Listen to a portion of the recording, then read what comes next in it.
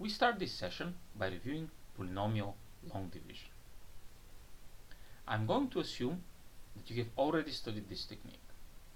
However, if you haven't, I hope that you'll be able to learn the technique by watching this example.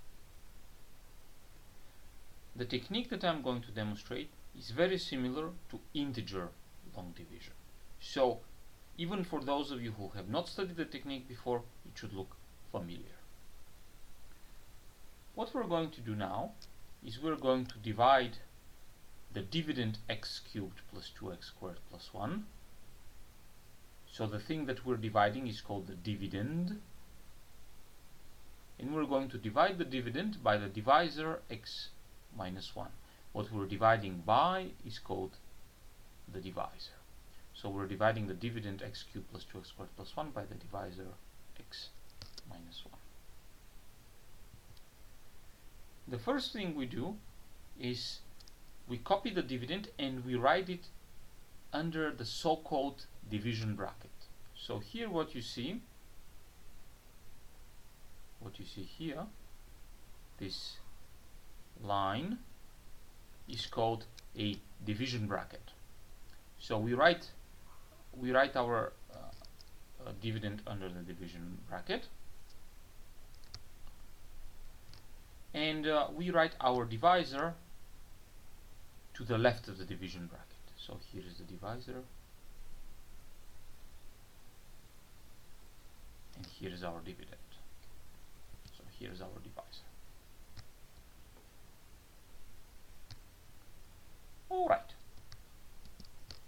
So here's the procedure that we're going to do.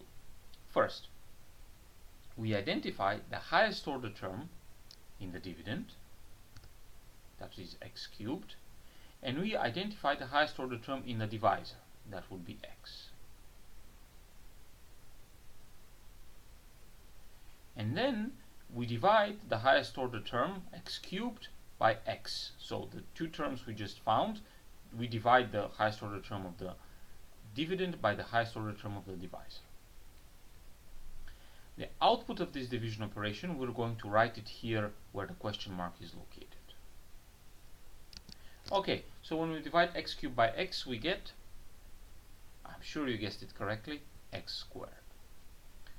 The next step is the following. We take the newly obtained term x squared and we multiply it by the divisor x minus 1. So we multiply x squared by the divisor x minus 1. The result that we get is, I'm sure you guessed it correctly, x cubed minus x squared. Next step. We take the dividend that we have, x cubed plus 2x squared plus 1, so we take that dividend, and from that we subtract the newly obtained intermediate polynomial. So that polynomial x cubed minus x squared that we obtained by taking x squared and multiplying by the x minus 1. So that x cubed minus x squared, we subtract that polynomial from x cubed plus 2x squared plus 1.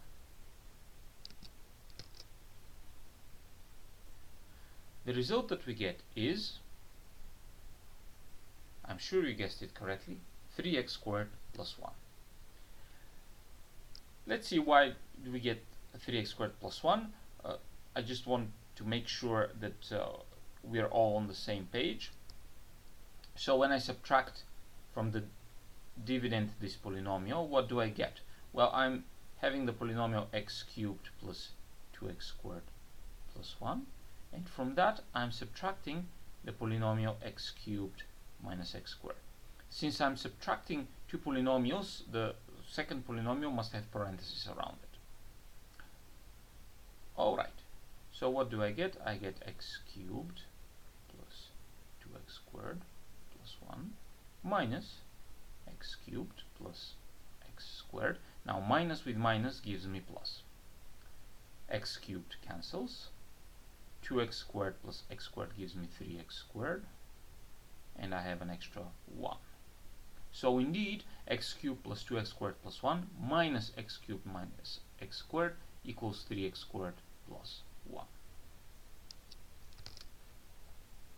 Now, what I just obtained, the polynomial 3x squared plus 1, that polynomial, I call it the new intermediate dividend.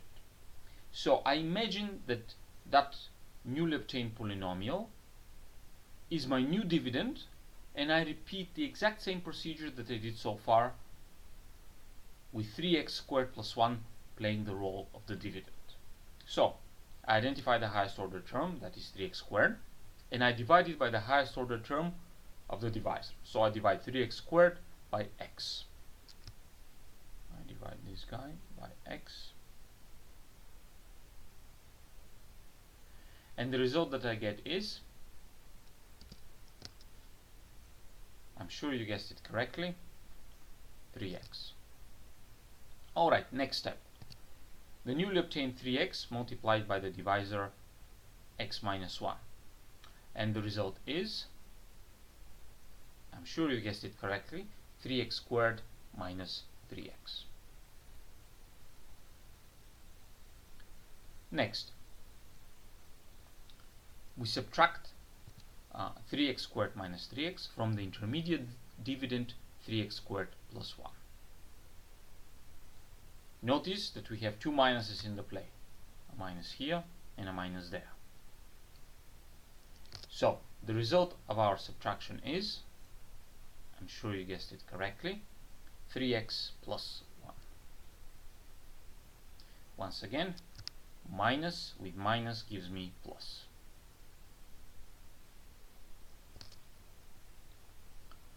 Next, my new intermediate dividend 3x plus 1 has highest order term 3x. I need to divide 3x by the highest order term of the divisor. So I divide 3x by x to get, I'm sure you guessed it correctly, the number 3. Next, the newly produced number 3 I multiplied by the divisor x minus 1 to get, I'm sure you guessed it correctly, 3x minus 3. Next, I subtract the intermediate dividend 3x plus 1. From that, I subtract 3x minus 3. And the result is the number 4. Our division algorithm is complete. Let me explain why. If we were to continue this division process, on the next step, we would have to take the number 4 and divide it by the number x. So if we were to continue this process, here we would have to write as the next term 4 divided by x. However, 4 divided by x is not allowed because division by x exits the realm of polynomials, so that is not allowed by the algorithm. So we're supposed to stop our algorithm as soon as the next step in the algorithm would have to require the use of division by x. So here's where we stop. The so obtained expression, so these symbols that are written in this table here are called division tableau. So that would be the division tableau. Okay. Now, one thing I want to stress is that we have to be very careful when writing our division tableau. We have to make sure that terms are aligned properly. So all squares, so all second degree terms, must fall in the same column. All first degree terms must fall in the same column as well.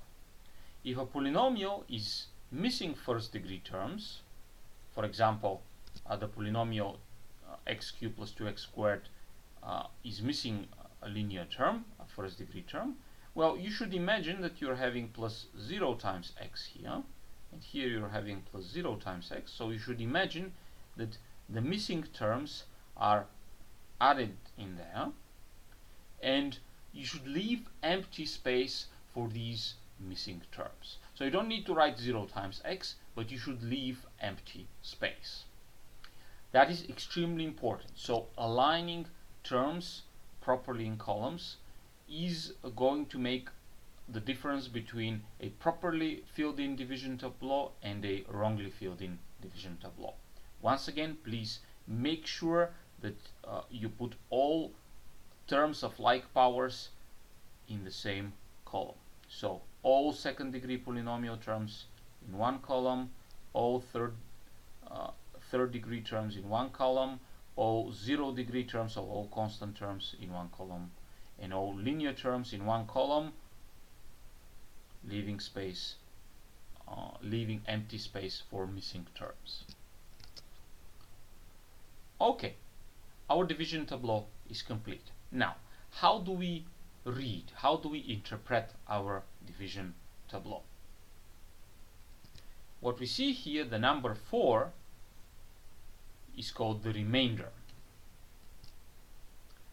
The polynomial that we see written here is called the quotient.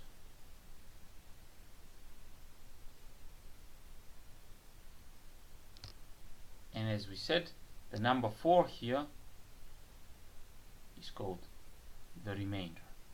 So how is this interpreted?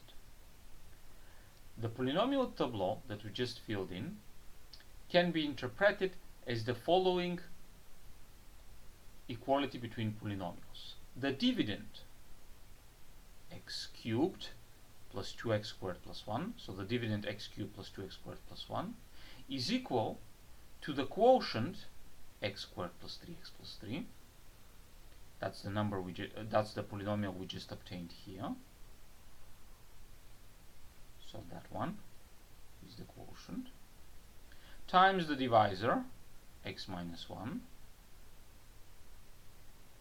the whole thing plus the remainder 4. So once again, the output of our polynomial long division is to be interpreted in the following way. The dividend equals the quotient times the divisor, the whole thing plus the remainder.